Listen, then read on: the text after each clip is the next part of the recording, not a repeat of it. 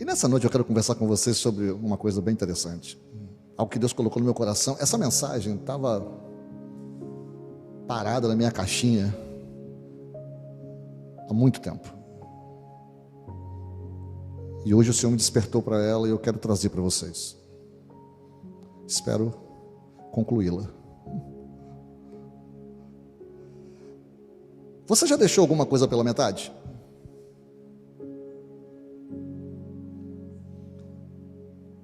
Você já ficou frustrado porque não conseguiu o que realmente importa? Nós vimos aqui agora um testemunho, não? Você já desistiu de alguma coisa? Você já reclamou? Você já ficou com pena de você mesmo? Meu irmão, o que você pode fazer quando você tem a doença mais mortal do mundo? E eu não estou falando do câncer, eu não estou falando da polio, eu não estou falando da esclerose múltipla, eu não estou falando da AIDS. Eu estou falando de uma doença que afeta boa parte da população chamada desânimo. É sobre isso que eu quero conversar nessa noite. E por que o desânimo é uma doença tão terrível? Primeiro porque é universal. Todos nós ficamos desanimados, eu fico, você fica, todos nós ficamos, irmãos. O desânimo, ele é comum, até cristãos ficam desanimados. Sim, cristãos ficam desanimados. Por que, irmão? Que o desânimo é uma doença tão terrível? Porque além de ser universal, ele é recorrente. Você fica desanimado muitas vezes, não é algo que aconteça apenas uma única vez. Além de tudo isso, ele é altamente contagioso. Então outras pessoas ficam desanimadas quando você está desanimado. Quando eu estou desanimado, eu contagio alguém. Quando alguém está desanimado perto de mim, ele me contagia. Mas a boa notícia, quem que é boa notícia? Diz um amém. Tem uns aí que estão falando. Eu vim trazer boas notícias, irmãos, essa noite. Amém? O evangelho é isso, o evangelho é boa notícia. E a boa notícia é que o desânimo também é curável. E o capítulo 4 do livro de Neemias mostra como pessoas ficam desanimadas e como podem superar o desânimo. Mostra o que fazer quando se tem vontade de desistir. Vamos para a palavra? Vamos abrir a palavra? Neemias capítulo 4, do verso 6 ao verso 12, nós vamos mergulhar nesse texto, nós vamos entender um pouquinho daquilo que o Senhor tem para nós nessa noite, nós vamos desvendar um pouquinho dos tesouros da palavra de Deus, e eu tenho certeza absoluta que o Senhor vai falar no seu coração, e você vai sair daqui completamente diferente como entrou, eu tenho certeza absoluta disso no meu espírito. Neemias capítulo 4, de 6 a 12, diz assim: nesse meio tempo, fomos reconstruindo o muro, até que em toda a sua extensão chegamos à metade da sua altura, pois o povo estava totalmente dedicado ao trabalho. Olha só, totalmente dedicado ao trabalho, eles conseguiram chegar até a metade. Quando, porém, Sambalate, Tobias, os árabes, os amonitas e os homens de Asdod souberam que os reparos dos muros de Jerusalém tinham avançado e que as brechas estavam sendo fechadas, ficaram furiosos. O inimigo ficou furioso. Todos juntos planejaram atacar Jerusalém, causar confusão, mas nós oramos ao nosso Deus e colocamos guardas de dia e de noite para proteger-nos deles. Enquanto isso, o povo de Judá começou a dizer: os trabalhadores já não têm mais forças e ainda há muito entulho. Por nós mesmos não conseguiremos reconstruir o muro. E os nossos inimigos diziam: antes que descubram qualquer coisa ou nos vejam, estaremos ali, bem no meio deles. Vamos matá-los e acabar com o trabalho deles. Os judeus que moravam perto deles 10 vezes nos preveniram: para onde quer que vocês se virarem, saibam que seremos atacados por todos os lados. Mas, querido, por que as pessoas ficam desanimadas? Você já reparou, por que você fica desanimado? Por que eu fico desanimado? Por que as pessoas ficam desanimados? Tem 4 causas que eu quero trazer para você aqui. A primeira causa, meu irmão, é fadiga, ou simplesmente uma coisa chamada cansaço. Se eu perguntar aqui, quem está cansado? Eu posso falar, estou cansado. Eu queria, se tivesse férias, eu queria hoje. Tem uns aqui que não estão cansados, aleluia, pode dar trabalho para ele. Se tivesse férias agora, Gostaria. Tenho certeza que muitos de vocês estão nessa mesma vibe. As pessoas de Judá diziam, irmãos, os trabalhadores já não têm mais forças. Haviam trabalhado tanto, por tanto tempo, eles estavam fisicamente exaustos. Física e emocionalmente eles estavam esgotados. Pessoas que pedem conselhos, muitas vezes, irmão, sentam na minha frente e falam que está acontecendo isso, está acontecendo aquilo outro e tal, pensando erroneamente que o seu desânimo é resultado de uma batalha espiritual, que está tudo contra ele e tal, e quando na verdade, o único conselho que eu posso dar para ele é: vai para casa e dorme. Você está cansado, vai dormir,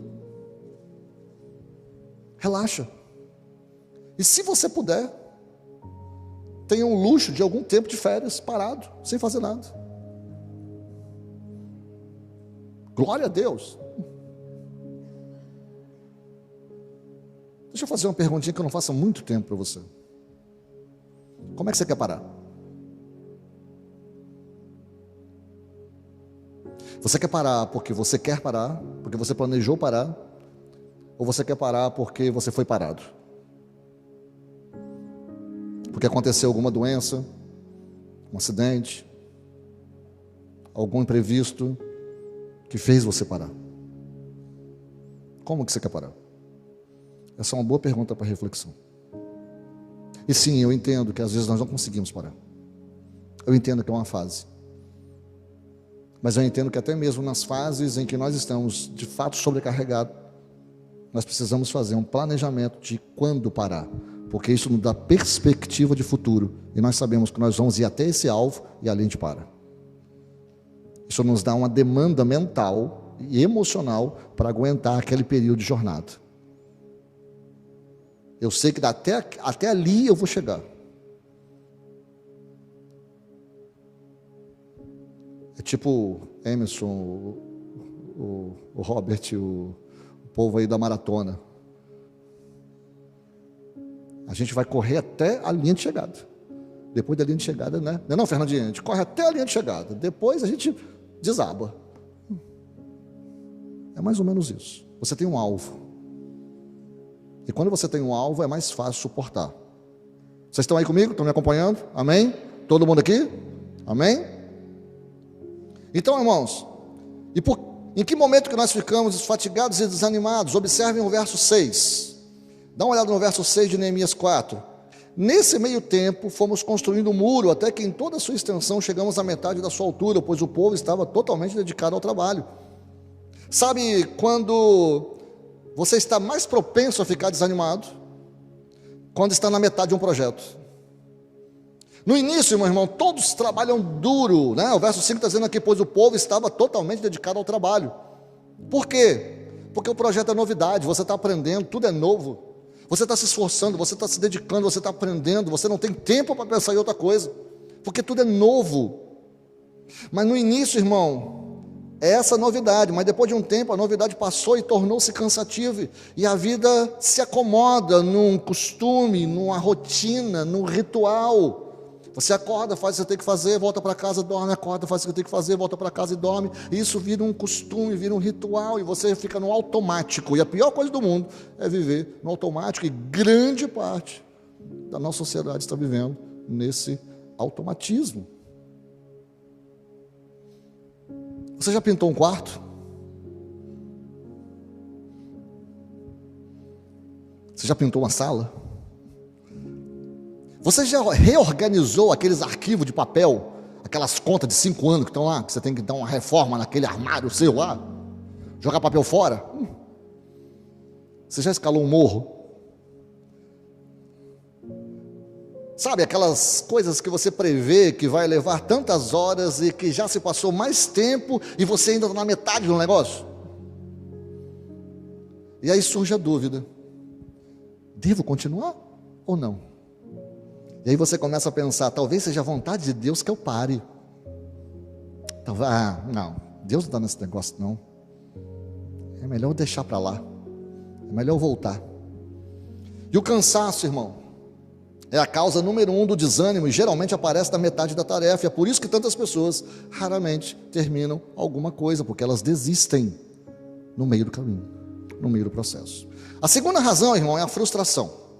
E aqui eu quero falar sobre como nós podemos vencer a frustração. No verso 10, o povo disse assim: ainda tem muito entulho. E isto é frustração. Eles estavam desanimados, eles estavam frustrados. Mas o que é esse entulho aqui que nós estamos falando? Eles construíram um muro novo. Estavam reconstruindo toda a muralha de Jerusalém, mas ainda tinha pedra velha, pedra quebrada, que estava ali por todo lugar. Sabe quando você está numa obra que tem aquele entulho, aquele negócio ali que está ali? Tem coisa nova, mas tem coisa velha? Então quando eles olharam o entulho, eles desanimaram. E sempre que você estiver realizando um projeto, irmão, algum lixo vai acumular-se. Isso pode ser algo muito frustrante. Se você já reformou um cômodo ou construiu uma casa, você sabe o que isso significa, porque o lixo parece que ele se multiplica ali.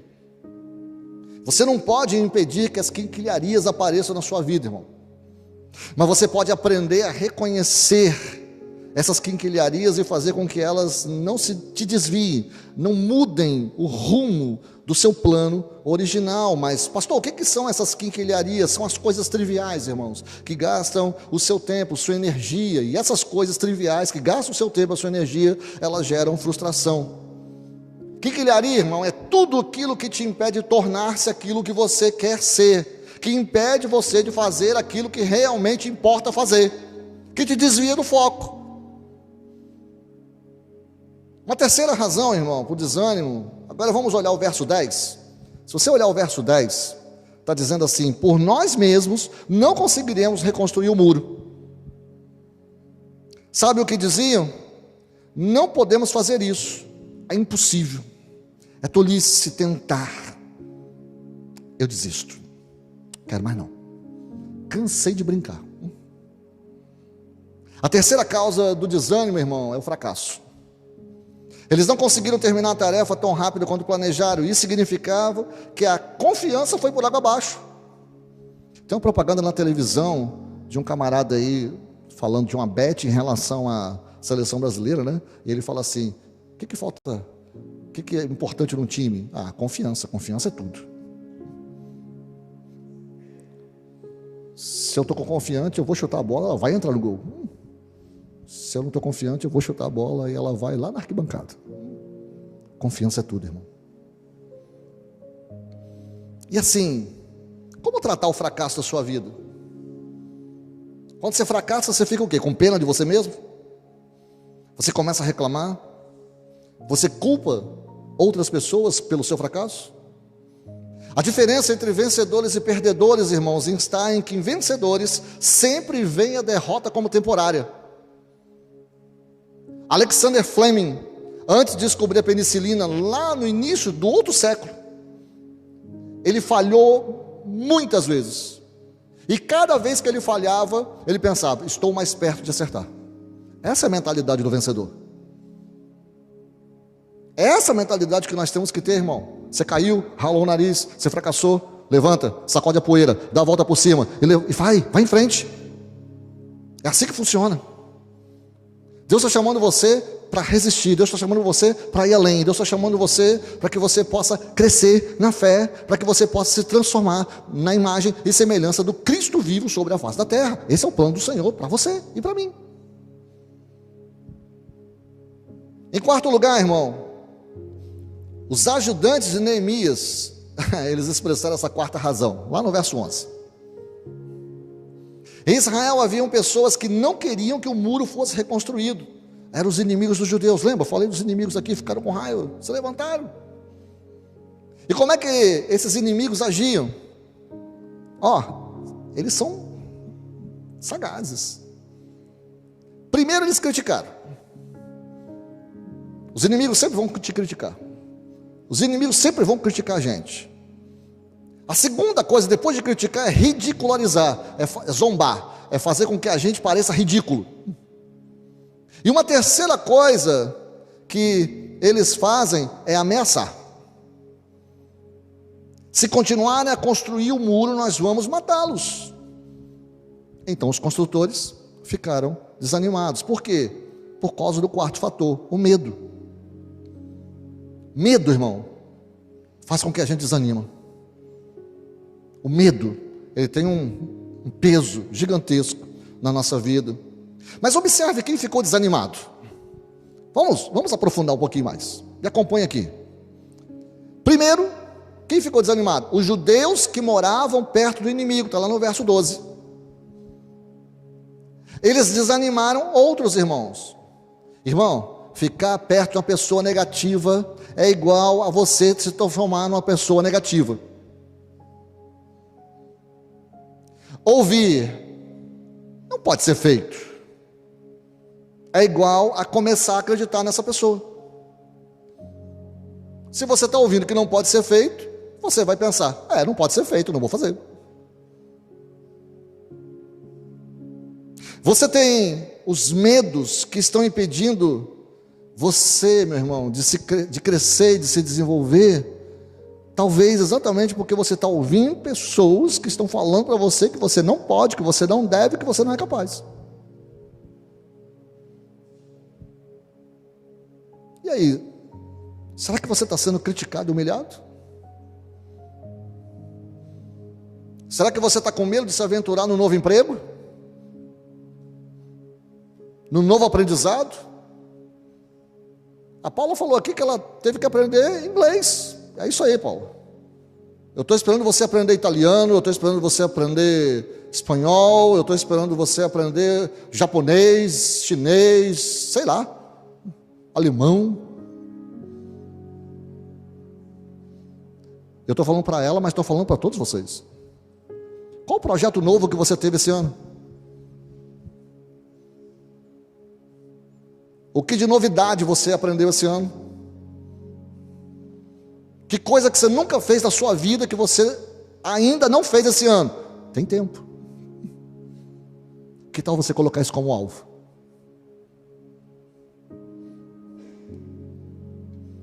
Talvez você pense que precisa ser perfeito, irmão, e não precisa. O medo, ele sempre leva ao desânimo. E como saber que eu estou com medo? Bom, é simples. Quando você está diante de alguém, ou diante de algum desafio, ou diante de alguma situação, e você tem vontade de sair correndo. É bem fácil saber quando a gente está com medo. É escapar da pressão das exigências da vida. É muito fácil saber quando a gente está com medo. E diante de todas essas pressões, irmãos, geralmente nós temos 3 reações. Presta atenção que eu estou derramando muita coisa hoje sobre você. Primeira reação que eu tenho quando eu estou com medo, eu vou contra aquela situação com raiva.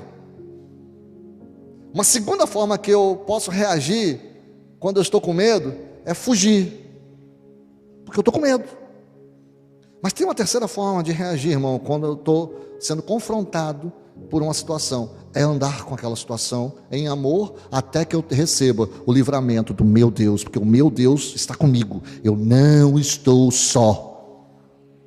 Você não está só, o teu Deus está com você. A pergunta é, se Deus é por nós, quem será contra nós, irmão? Está com medo de quê? Deus é contigo. Você pode falar isso comigo? O meu Deus é comigo. Ele é. Sempre vai ser. Essa é a promessa dele. Eu estarei com vocês até a consumação dos séculos. É a promessa dele, irmão. E o meu Deus, ele nunca deixou de cumprir uma promessa. Ele vai estar com você. Mas qual é o antídoto contra esse terrível mal, o desânimo, irmão? Então nós temos alguns princípios que eu preciso passar para você nessa noite. São 3 princípios. O primeiro princípio é reorganize-se. O segundo princípio é lembre-se. E o terceiro princípio é resista. Então no primeiro princípio, reorganize, encontre uma maneira melhor. Reorganize-se. Meu irmão, se você não achar uma melhor maneira de cumprir o seu propósito, ninguém vai achar por você. Sua esposa não vai achar, seu marido não vai achar, seu pai não vai achar, sua mãe não vai achar. É você que tem que achar a melhor maneira de cumprir o seu propósito, porque é o seu propósito, não é de outra pessoa. No verso 13 de Neemias 4, fala bem assim, olha só. Nós estamos falando de reorganizar. Ele ouviu tudo isso. Ele ouviu que os inimigos estavam ali. Olha só o que Neemias ele fez. Por isso, posicionei alguns do povo atrás dos pontos mais baixos dos muros, nos lugares abertos, divididos por famílias, armados de espadas, lanças e arcos. Olha só. Quando ficar desanimado, irmão, não desista dos seus objetivos. Ao contrário, desenvolva um novo modo de agir. Faça alguma coisa diferente. Ficar desanimado é diferente de fazer a coisa errada. Eu posso fazer coisas certas do modo errado. Só pergunta: era errado reconstruir o muro? O que você acha? Está todo mundo olhando para mim esperando que eu responda, né? Era errado o povo de Israel reconstruir o muro de Jerusalém? Não! Não, irmão. E por que estava tendo tanta coisa? Porque era certo. Porque era a vontade de Deus. E todas as vezes que nós estivermos fazendo o certo dentro da vontade de Deus, Satanás vai levantar inimigos para tentar barrar a gente. Esqueceram disso? Crentes no Senhor Jesus, nós vivemos num mundo mau e pecaminoso. Não tem jeito.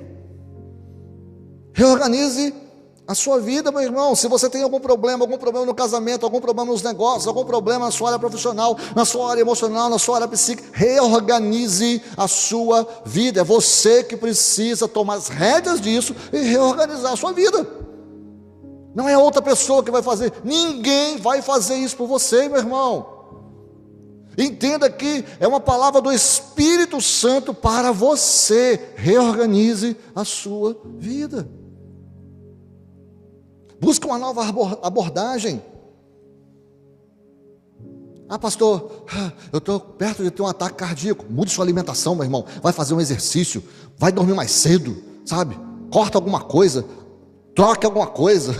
Viva de uma maneira diferente. Reorganize-se.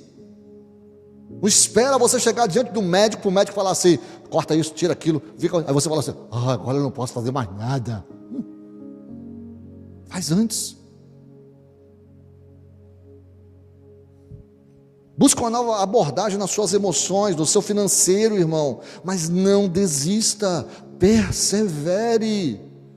Não entregue os pontos. Reorganize sua vida, sua agenda. Concentre-se no alvo, concentre-se na visão, concentre-se no plano que você traçou. Se você recebeu um sim de Deus, permaneça no sim de Deus, irmãos. E aqui ele está falando que ele dividiu por famílias. O que significa isso? Significa, meu irmão, irmandade, significa comunhão, significa que ninguém faz nada sozinho. Nós estamos num tempo em que as pessoas estão buscando tudo, fazer tudo sozinhos, isolados. Não, nós somos uma comunidade. E isso não vai mudar, meu irmão. Nós vamos para o céu juntos. É a igreja do Senhor que vai para o céu. Isoladamente nós somos templo do Espírito Santo. Coletivamente nós somos a igreja. Quem vai para o céu? O templo ou a igreja? A igreja. A igreja é a comunidade dos santos. Então sim, nós vamos ter que nos suportar uns aos outros até a glória. E que tal então que nós possamos melhorar no Senhor? O que você acha? Eu acho que assim funciona. Com a graça de Deus, vai funcionar. Eclesiastes capítulo 4, do verso 9 ao verso 12, meu irmão, é um texto que eu gosto muito, eu uso em casamento, mas esse texto não é para casamento. Esse texto é um texto de comunhão. Aí fala assim: é melhor ter companhia do que estar sozinho, porque maior é a recompensa do trabalho de duas pessoas. Se um cair, o amigo pode ajudá-lo a levantar-se, mas pobre do homem que cai e não tem quem o ajude a levantar-se. E se dois dormirem juntos, vão manter-se aquecidos. Como, porém, manter-se aquecido sozinho? Um homem sozinho pode ser vencido, mas dois conseguem defender-se. Um cordão de 3 dobras não se rompe com facilidade. E aí eu pergunto para você, alguém chega para você e fala de um sonho, fala de um projeto. Meu irmão, você está sendo coveiro ou você está sendo parteiro?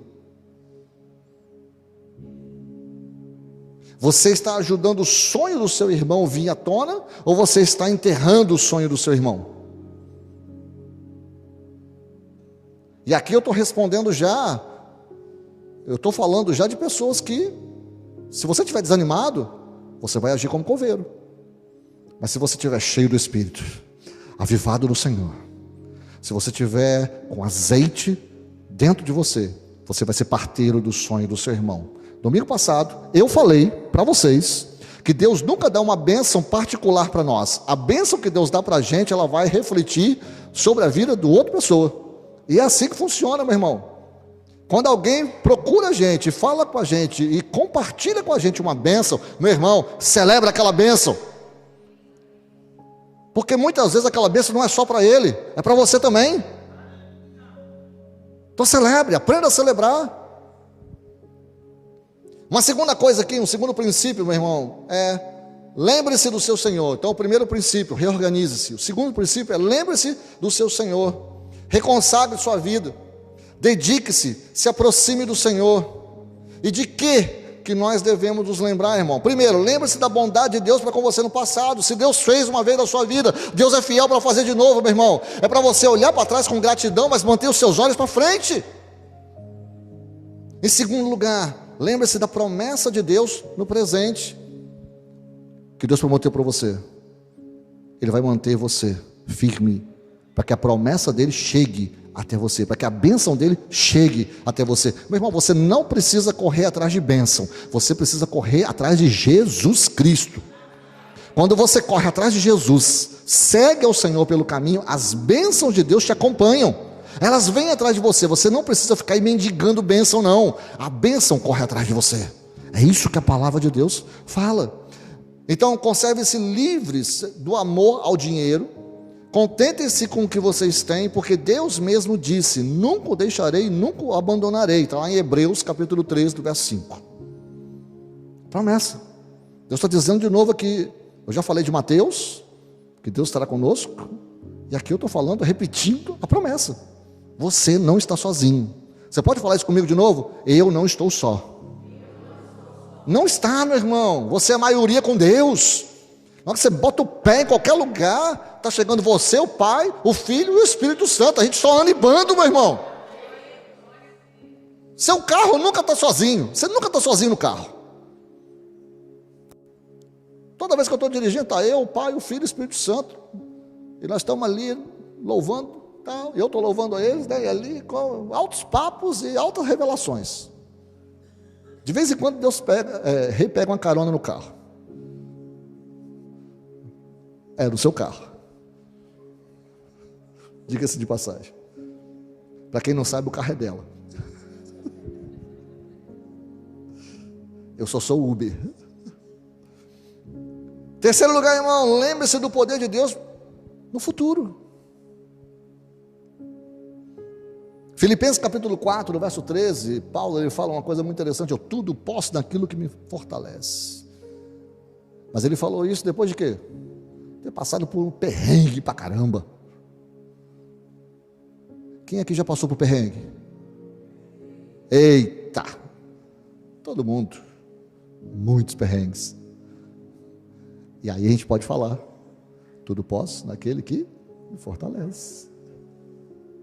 Meu irmão, se você já passou por tudo isso, e você está aqui, você acha mesmo que Deus vai largar sua mão agora?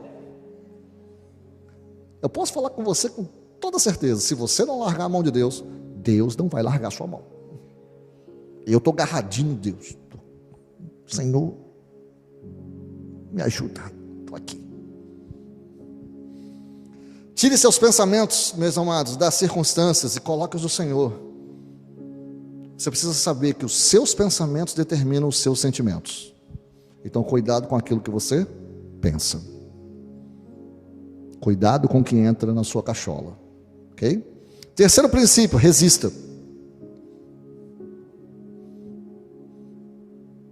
Primeiro princípio, reorganize-se. Segundo princípio, lembre-se do seu Senhor, no passado, no presente e no futuro.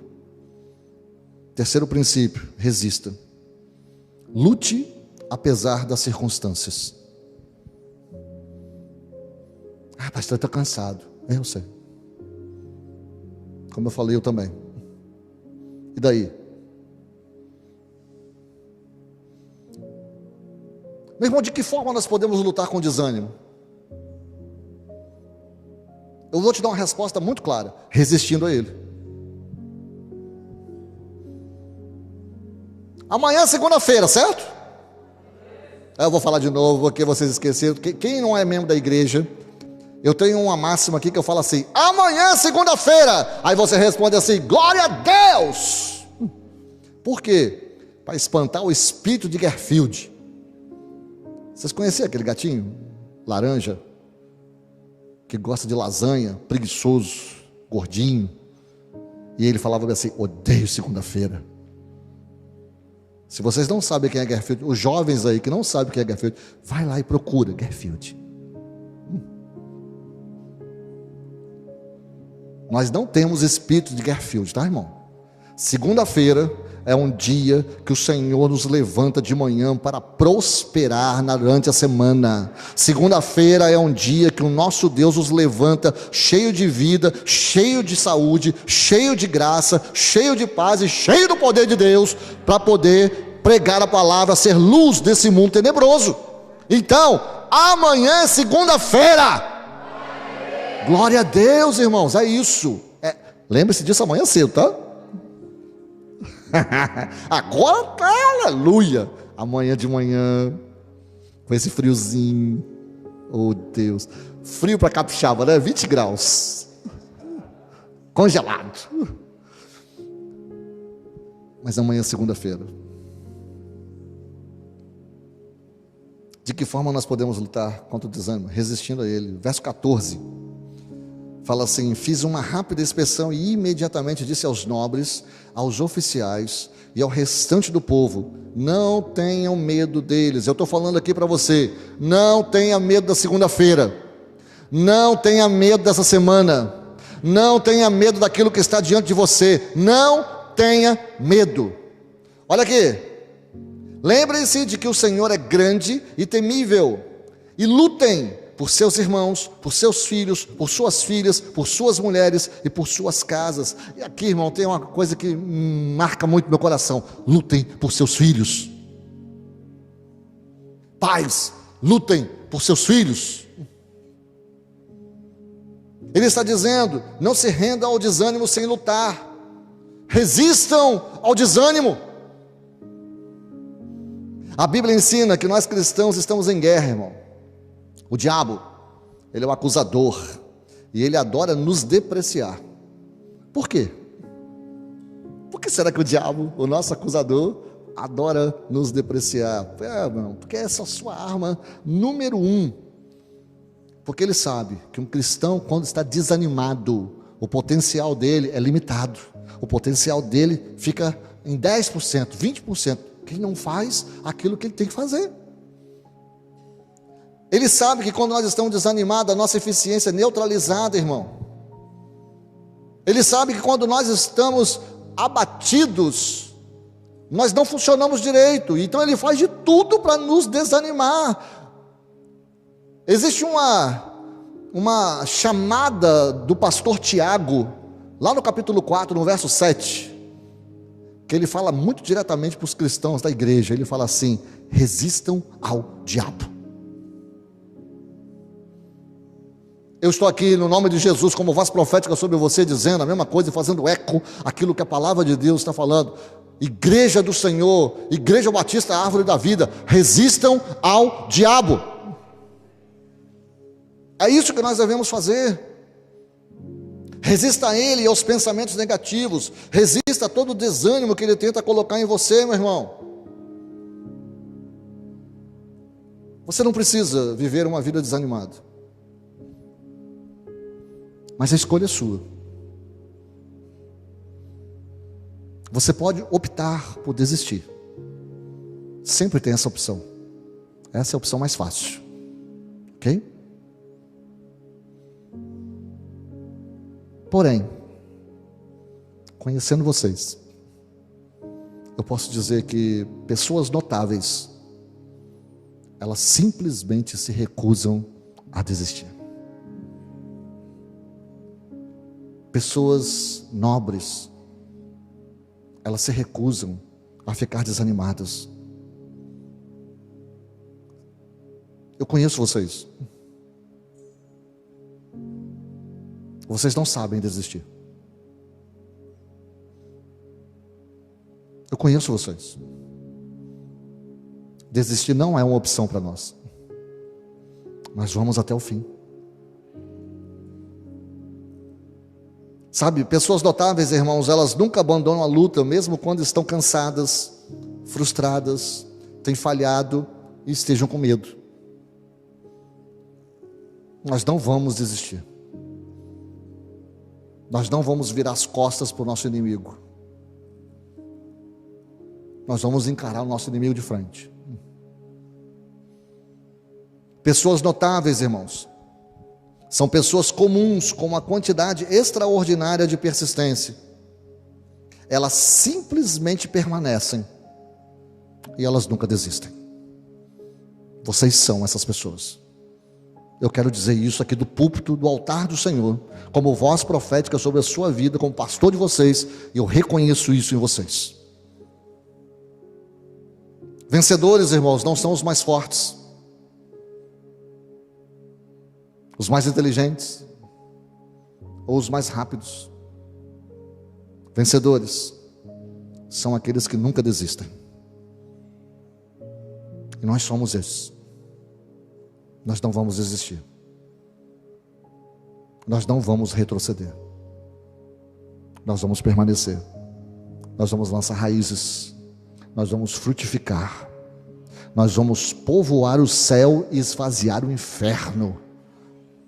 E nós vamos sim, irmãos, ver a bondosa mão do Senhor fazendo maravilhas, maravilhas e maravilhas na nossa igreja e através da nossa igreja em outras igrejas espalhadas pela nossa nação, pela nossa cidade, pelo nosso estado, pelo mundo inteiro.